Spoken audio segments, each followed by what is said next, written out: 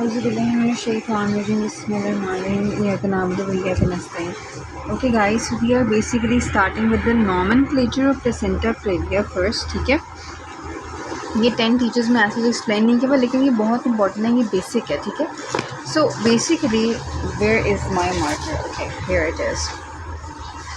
सो अब जो कन्वेंशनल जो नॉमेनक्लेचर है वो यूज़ नहीं होता, जो जीटीजी की गाइडलाइन है उसमें, लेकिन वो आरसीओजी यूज़ नहीं करता, ठीक है। मैं आरसीओजी के टर्म यूज़ करूँगी, लेकिन ये आपको पता चले बिकॉज ये रेडियोलॉजी भी यूज़ करती है कि हर जगह ये नॉमेनक्लेचर जो है ये यूज़ होता है, क्योंकि ये क्या कहते हैं उसे क्लासिक कन्वेंशनल है, ठीक है। तो अब आरसीओजी ने टर्मिनोलॉजीज चेंज करनी है, but you should know about the Browne's classification, ठीक है।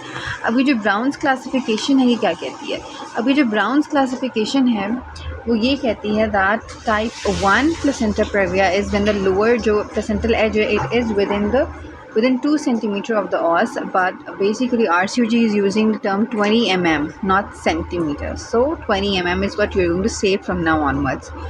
But when it is basically reaching the os, then it is marginal, that is type 2, and when it is covering the os, then either it is type 3 or 4. Now if it is partially covering the os, then it is type 3. If it is completely covering the os, then it is type 4. And then when it starts covering the os, the Brown's classification कहती है कि this is called as major previa, ठीक है। अब partially करेगा तो वो होगा 3, completely करेगा तो 4, लेकिन ये मेजर है, तो यू शुड नो कि बस रेडियोलॉजी वाले ये टर्मिनोलॉजीज़ बहुत ज़्यादा यूज़ करते हैं।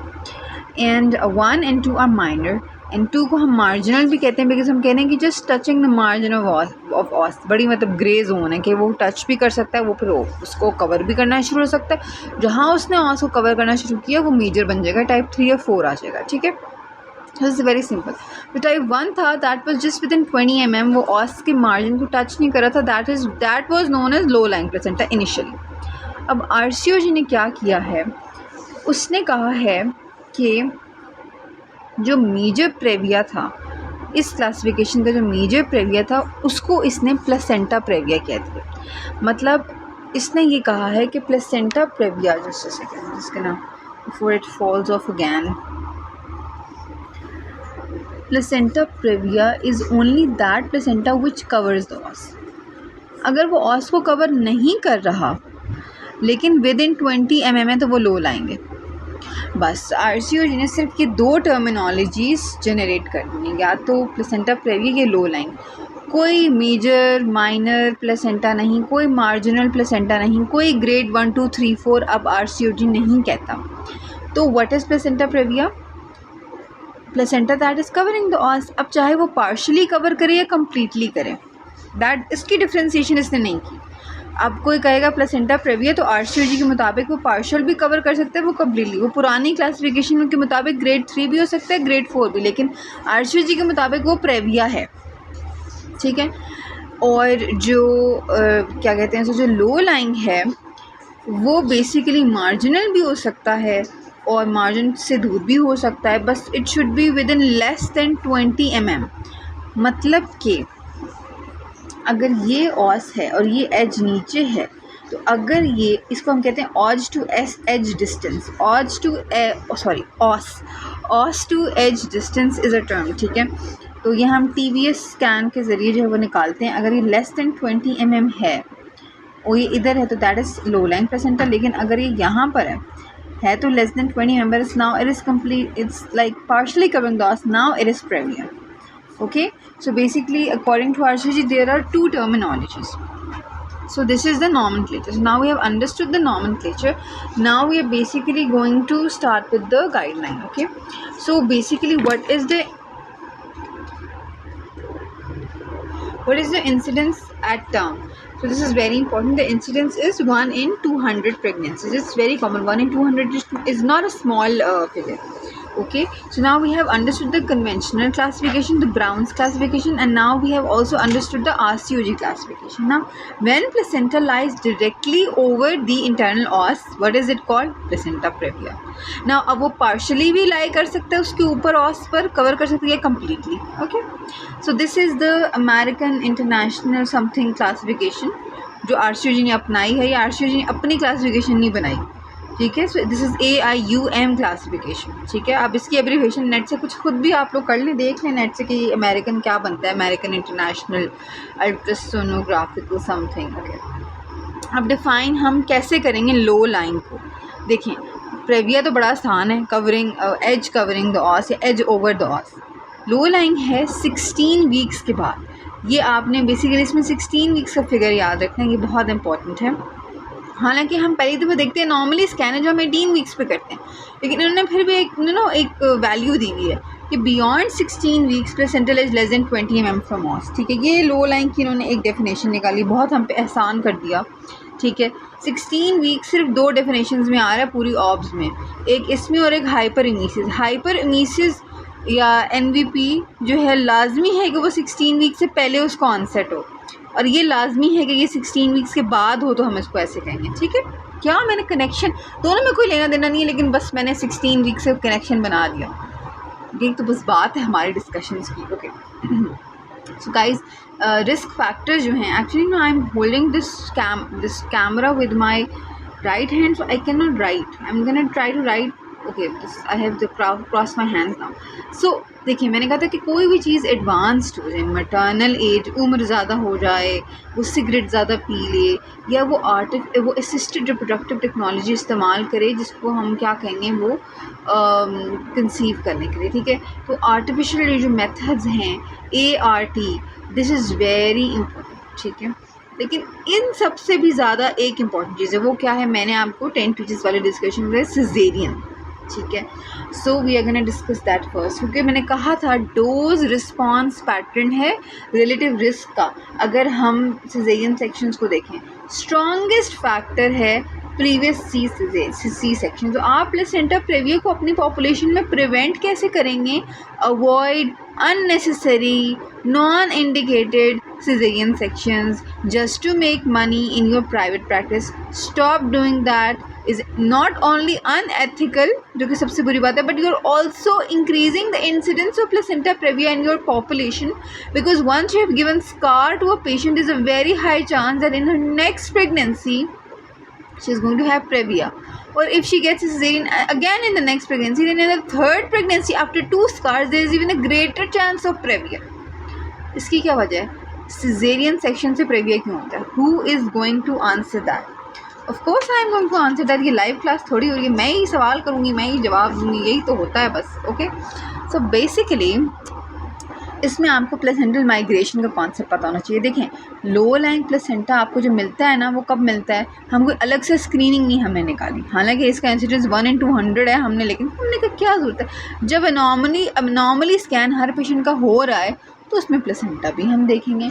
तो we are gonna comment on the placenta also in that scan. So anomaly scan is basically what we use to screen for the placenta, also for screen for everything else.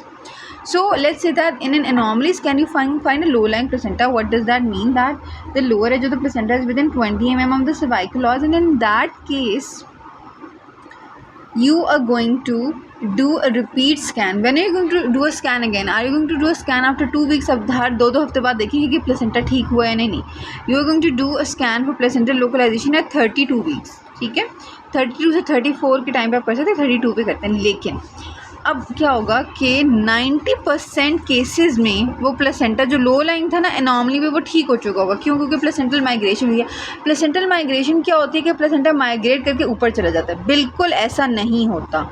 नाम से यही लग रहा है कि placenta migrate, actually lower segment form होता है। ये यूट्रस है, ये प्लेसेंटा है, ठीक है। अब प्लेसेंटा इधर, ये यूट्रस का लोअर सेगमेंट थोड़ा बड़ा हो गया, फॉर्म हो गया, तो हमें लगा कि प्लेसेंटा ऊपर चला गया। प्लेसेंटा तो उधर ही है, नीचे लोअर सेगमेंट फॉर्म हुआ है।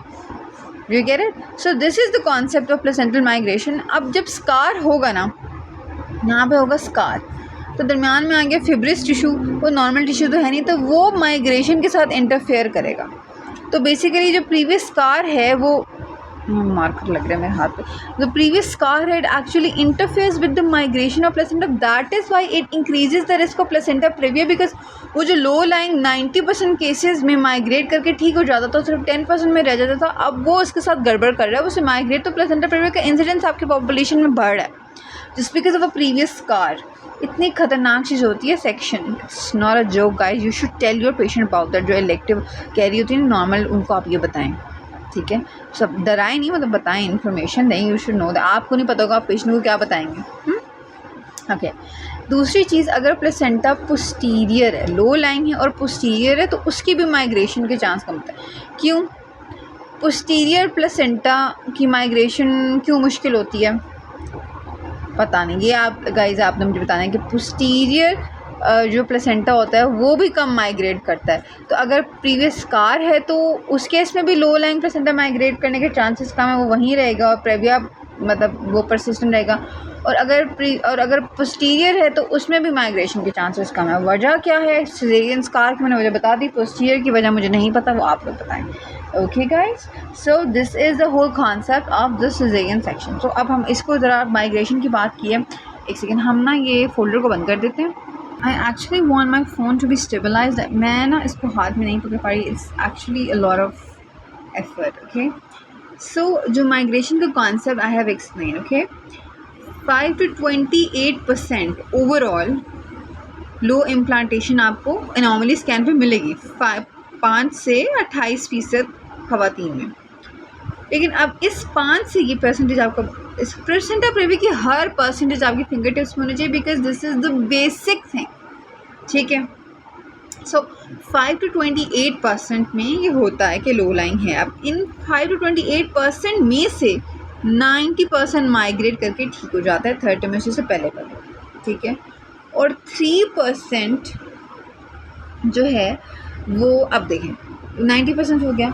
अब 32 वीक्स पे आपने जो है वो स्कैन किया, ठीक है। तो जो रह गया था उसमें से 50% मज़ीद जो है वो आधा जो रह गया था, मतलब 90% तो रिजॉल्व हो गया 32 वीक से पहले। 32 वीक्स पर अब आए तो जो 10% रह गया उसका भी 50%, मतलब उसमें से भी हाफ रिजॉल्व हो जाएगा 36 वीक्स तक। क्योंकि अब मैं स्कैन के टाइम स्टैम्प्स के साथ में बता देती हूँ। एक आपने एनॉमली स्कैन पर अगर देखें ना, लो लाइन फिर आपने 32 वीक्स पे करने, 32 वीक्स के बाद आपने स्कैन किया, उसके बाद अगर पेशेंट को कोई इवेंट हुआ है या प्री टर्म लेबर का रिस्क है तो फिर तो आप उसकी जल्दी डिलीवरी कर देंगे ना। फिर आप उसकी डिलीवरी करेंगे 34 से 36/+6 अगर कोई इवेंट हुआ है या प्री टर्म या लेबर का रिस्क है। लेकिन अगर ऐसा कुछ भी नहीं, अनइवेंटफुल चल रहा है प्लेसेंटा प्रेविया, बिल्कुल क्वाइट किड है वो, देन इन दैट केस आप 36 वीक्स तक लेके जाएंगे प्रेगनेंसी को। डिलीवरी आप 36 से 37 तक करेंगे, लेकिन आप 36 वीक्स पे एक और स्कैन करेंगे कि शायद 32 वीक्स के बाद मैंने कहा था कि जो रह जाता है उसमें से भी आधा रिजॉल्व हो जाता है, शायद अभी भी रिजॉल्व हो जाए। 36 वीक्स के बाद फिर रेजोल्यूशन नहीं होती, मतलब ओके। सो आपने अगर कोई स्पॉटिंग ब्लीडिंग नहीं हुई, कोई प्रीटर्म लेबर का रिस्क नहीं, तो आप 36 से 37 उसका इलेक्टिव प्लान तो करेंगे ना। प्रेवी आपने सीरियन तो करना है, लेकिन 36 वीक्स पे एक दफ़ा और TVS करके देख लेंगे, चांसेस हैं कि वो माइग्रेट हो जाए। 36 के बाद वो माइग्रेट, ये ना हो कि 37 पे दोबारा स्कैन कर रहे हैं, ऐसी हरकतें नहीं करनी, बिल्कुल आउट नहीं होना। So we have these 3 time stamps for the ultrasound, ठीक है। ये अल्ट्रासाउंड एल्गोरिथम बहुत इंपॉर्टेंट है for previa. Okay guys, so these are the time stamps. Routine anomaly scan, everything is normal, do not do anything else. There is something wrong, there is low lying placenta less than 20 mm, and so this is low lying, or it's previa, that means that it's over the os, either it's partially or completely covering the os, then you're gonna do a अच्छा TVS से आपने हमेशा करना है, because TVS is the investigation of choice, okay। बहुत बच्चों का इंसान होता है कि वो तो प्रोब है, तो प्रेविया है, तो लोअर एज को तो वो तो ट्रिगर कर देगा ब्लीड, ऐसा कुछ नहीं होता, ठीक है। खुद नहीं प्रोब पकड़ के किसी प्रॉपर ऑपरेटर जो रेडियोलॉजी का हो एक्सपीरियंस, तो उससे कराएंगे ना, खुद से थोड़ी शुरू हो जाएंगे। हर चीज़ में ओवर नहीं होना होता, okay. So routine anomaly scan, and then at 32 weeks you're going to do a scan for placental localization। यहाँ इस टाइम में 90% रिजॉल्व हो जाएगा। 32 वीक्स तक जाते जाते सिर्फ 10% आपको मिलेगा। फिर 32 वीक्स पर जो आपको मिला है अभी भी जो माइग्रेट नहीं हुआ, उसमें से 50% is gonna migrate for 36 weeks, okay. So from 32 weeks onwards you're gonna have the 2 different plans. If it's symptomatic or there risk factors for preterm labor, you're gonna deliver at 34 to 36+6 as I've already explained, okay। तो वो 36 तक तो patient जाएगी ही नहीं। But if it's uneventful and there is no episode of bleeding, nothing, then in that case you're gonna take the patient to 36 weeks and repeat another scan. तो इसमें फिर आपने 3 scans करने हैं, 36 weeks पे एक और TVS करेंगे, and then plan delivery 36 to 37 uncomplicated में. Okay, so this is the whole algorithm of ultrasounds in a low-lying placenta or in a placenta previa. तो मैं बेसिकली आपसे सिजेरियन सेक्शन की बुराइयां कर रही थी इन टर्म्स ऑफ प्रेविया कि ये प्रेविया के चांसेस को नेक्स्ट प्रेगनेंसी में सबसीक्वेंट में बढ़ा देता है. ना सिर्फ ये गाइस, मुझे ना एक कागज़ चाहिए, खाली जगह मुझे मिल नहीं रहा. पूरी नोटबुक मैं कहीं ना कहीं कुछ ना कुछ लिख चुकी हूँ और जो मैंने लिखा है वो मुझे समझ नहीं आ रहा. ये मेरे हालात हैं. Okay, so thing is that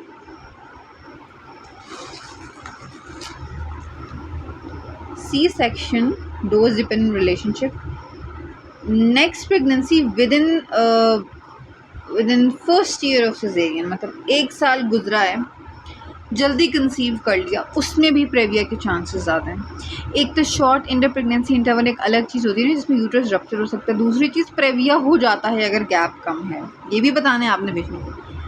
ठीक है. तीसरी चीज़, अगर आपने उसका प्री लेबर सिजेरियन सेक्शन कर दिया है या प्री टर्म सिजेरियन सेक्शन कर दिया है तो भी प्रेविया के चांसेस ज़्यादा हैं. क्यों ज़्यादा हैं? क्योंकि लोअर सेगमेंट ही नहीं बना होगा ना अभी प्रॉपर, अभी वो लेबर में नहीं गई और अभी वो प्रॉपर टर्म पे नहीं आई. And you have done a cesarean section, lower segment has not formed at this time and you have given her a scar. Next time क्या होगा? प्लेसेंटल माइग्रेशन के साथ शदीद वाली इंटरफेरेंस होगी and you are going to have a previa. Okay, so that's why cesarean section is such a bad thing and you should avoid unnecessary cesareans if you want to prevent previa in your population. Okay, so basically what happens is that this is the value of relative risk. So if a patient is previous one scar, मतलब उसका एक दफ़ा cesarean हुआ, आपने let's say कि वो breach थी और उसका elective करना मजबूरी थी, आपने उसका cesarean कर दिया, उसको scar दे दिया, वो previous one है. अब दोबारा उसने कंसीव किया तो अब इस प्रीवियस वन का इस दफ़ा 4.5 है रिलेटिव रिस्क. ठीक है. अब आपने उसका सिजेरियन कर दिया इस दफ़ा, अब वो प्रीवियस 2 हो गई है, तो अब उसकी अगली प्रेगनेंसी में 7.4 है. प्रीवियस 3 अगर वो है और उसने कंसीव किया तो 6.5 है, और प्रीवियस 4 अगर वो है और उसने अब अगर कंसीव कर लिया तो इसके बाद वो प्रीवियस 5 बन जाएगी, तो प्रीवियस 4 को 44.9 ऑलमोस्ट 45. देखें क्या रिलेटिव रिस्क, क्या इसके एकदम से रिलेटिव रिस्क का रॉकेट हो के बस कहीं और ही पहुंच गया. ये वैल्यूज़ आपको आनी चाहिए. देखें 4, 7, 6, 44. Okay, so just keep some it in mind, it's very important. Okay, subsequent cesarean से रिस्क बढ़ता है, लेकिन देखिए 3 पर 7 था, ये 6 हो गया. क्यों हो गया पता नहीं, जिसने रिसर्च किया उससे पूछें, हर चीज़ का जवाब मेरे पास नहीं है. स्मोकिंग क्या करती है? स्मोकिंग ना कुछ प्लेसेंटल पोजीशन के साथ इंटरफेरेंस करती है. अब ये भी आप खुद कोई रिसर्च आर्टिकल पढ़ लेंगे, कुछ करती होगी, बस करती है. एंड अब artificial assisted reproductive technology IVF वगैरह ये क्या करती है? अच्छा, अब इसमें ना बड़े जो बच्चे हैं उनके दिमाग में होते हैं, क्योंकि जो 10 टीचर्स हैं ना अभी हमने पढ़ा था, उसमें मल्टीपल प्रेगनेंसी भी रिस्क फैक्टर है फॉर प्रेविया. तो उनको लगता है कि assisted reproductive technology IVF OI ये सब यूज़ करके मल्टीपल प्रेगनेंसी के चांसेस ज़्यादा हैं, तो उस वजह से जो है वो प्रेविया हो रहा है, क्योंकि इससे मल्टीपल प्रेगनेंसी हो रही है. लेकिन गाइडलाइन ने कहा है इंडिपेंडेंट ऑफ मल्टीपल प्रेगनेंसी. जो आपके दिमाग में आ रहा था ना ख्याल, इससे उसने ना क्रॉस लगा दी, क्योंकि उसको पता था आप ये सोचेंगे. उसने कहा कि this risk with assisted reproductive technology is not because of multiple pregnancies occurring. ये एक इंडिपेंडेंट खुद से अगर सिंगलटन प्रेगनेंसी हो रही हो लेकिन वो ART से हो रही है, उसमें भी चांस है. सो ART is a separate risk factor for placenta previa independent of multiple pregnancies occurring because of that ART. Okay, so we are good with this. So हमने कर लिया prior cesarean, very bad. Okay, then we did assisted reproductive technology, then we did smoking. Okay, very bad things, and then advanced maternal age. Sad, but a sad reality. Okay, so you better do something before you get old. Okay, so the next thing is कि अगर मैंने कहा था कि within 1 year of cesarean अगर उसने दोबारा वो कंसीव कर ले तो रिलेटिव रिस्क 1.7 है. और अगर प्रीवियस प्री लेबर C-सेक्शन कर दें, लोअर सेगमेंट सही नहीं बना, तो फिर ऑड्स रेशियो 2.62 है। थोड़ा आपको ये वैल्यूज़ देखें बच्चों पता, थोड़ा दिमाग में रख लें, ज़रूरी है, ये गाइडलाइन बड़ी इंपॉर्टेंट है, वरना मैं आपको क्यों पढ़ाती। ठीक है, ओके। अच्छा, अब एक और बात इन्होंने बड़ी ही कॉन्ट्रोवर्शियल सी की हुई है कि सर्वाइकल लेंथ। ठीक है, पहले क्या हम सर्कलाज में हमने क्या किया, सर क्लास में हमने पेशेंट्स को 2 कैटेगरीज़ में डिवाइड किया था, एक इंटरमीडिएट रिस्क था, एक हाई रिस्क था। उनकी हमने सर्वाइकल लेंथ की सर्वेलियंस की थी। जो इंटरमीडिएट या लो रिस्क था उनमें हमने बस एक दफ़ा सर्वाइकल लेंथ करनी है, जो हाई रिस्क है उनमें हमने सीरियल सर्वाइकल लेंथ मेजर करनी है। ऐसा ही है। अब इसमें सर्वाइकल लेंथ का क्या रोल है, प्रेविया का क्या ताल्लुक है, कोई पेशेंट ने सर क्लास तो लगवाना नहीं है। ठीक है, अब देखिए ये बात, मुझे लगता है ये जुमला ये यहाँ लिखा नहीं है, मेरी बात सुनें। क्या इस बात की तुक बनती है कि इन्होंने कहा है कि सर्कलाज जो है उसका प्लेसेंटा प्रेविया में कोई रोल नहीं है? कॉमन सेंस नहीं है। अगर एक पेशेंट का प्लेसेंटा लो लाएंगे, आप उसे सर्कलाज लगाएंगे, आप उसको वहाँ से सूचर पास करेंगे सर्विक्स और सर्वाइकोस्टमिक जंक्शन से, आप उसको सर्वाइकल ट्रॉमा करा के, खींचातानी करा के उसको ब्लीड करा देंगे। कोई तुक बनती है प्रेविया में सर्कलाज, इन दोनों जुमलों की, इन दोनों वर्ड्स की, प्रेविया और सर्कलाज या लो लैंग्वेज सर्कलाज को साथ लिखने की? लेकिन नहीं, गाइडलाइन ने कहा है कि शायद किसी का दिमाग बिल्कुल ख़राब हो जाए, शायद वो ये सोचे क्योंकि प्रेविया में प्री टर्म लेबर होता है, सर्वाइकल लेंथ कम आ रही है किसी की, तो मैं उसे सर्कलाज लगा दूँ, शायद मैं लगा दूँ और मैं एज से बच जाऊँ, प्लेसेंटल एज से। तो बिल्कुल भी नहीं सोचना, उल्टा मुझे तो लगता है नुकसान कर देगा, ट्रॉमा करा के आप उसका बेड़ा गर्क कर देंगे। तो सर्कलाज की कोई जगह नहीं है प्रेविया में। पता नहीं उन्होंने ये बात लिखी क्यों है, ये तो कॉमन सेंस है, ये तो आपको पता है ना, ये तो किसी को भी पता होगी ये बात। Okay, so now we can talk about role of cervical length में कहाँ से कहाँ निकल गई। देखें, मैनेजमेंट डिसीजंस में ना एसिम्प्टोमेटिक पेशेंट्स में इसका रोल है कि अगर 34 वीक से पहले सर्वाइकल लेंथ शॉर्ट आना शुरू होगी तो ये प्रिडिक्ट करती है कि बुरा आउटकम होगा। मतलब रिसर्च की है सर्वाइकल लेंथ। देखिए, हम सर्वाइकल लेंथ में करना पहले मैं बताऊँ रिकमेंडेड नहीं है। अगर रिकमेंडेड होता तो मैं आपको आपके जो मैंने अल्ट्रासाउंड का पूरा एल्गोरिदम बताया है, ठीक है, क्या मैं इसमें आपको सर्वाइकल लेंथ ना बताती? क्योंकि टीवीएस तो हम ऑलरेडी कर रहे हैं, तो टीवीएस कर रहे हैं तो सर्वाइकल लेंथ देखना कौन सा मुश्किल काम है? टीवीएस तो आप ऑलरेडी कर रहे हैं, ठीक है, उसमें तो टीवीएस करना पड़ता है, वो तो आप कर रहे हैं प्रेविया के लिए। करना नहीं है, रिकमेंडेड नहीं है, ठीक है, इस एल्गोरिदम में नहीं है। बस ये गाइडलाइन ने ना, इन लोगों को आदत होती है अपने ख़यालात ज़ाहिर करने की और रिसर्च के वो बताने की, तो बच्चों को परेशान करने की। तो हम फिर ये समझ लेते हैं कि सर्वाइकल लेंथ का रोल ये है कि अगर वो कम है ना तो वो प्रिडिक्ट करती है कि ऑब्स्टेट्रिक हेमरेज के चांस ज़्यादा हैं, प्री टर्म लेबर के चांस ज़्यादा हैं। ठीक है, तो मतलब ये प्रेविया बुरा होगा। अगर सर्वाइकल लेंथ छोटी आ रही है ना 34 वीक से पहले, तो ये प्रेविया अच्छा प्रेविया नहीं है।